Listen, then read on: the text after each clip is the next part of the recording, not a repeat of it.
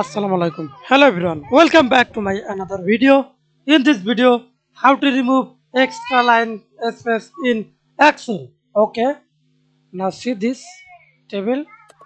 First of all, remove this extra space.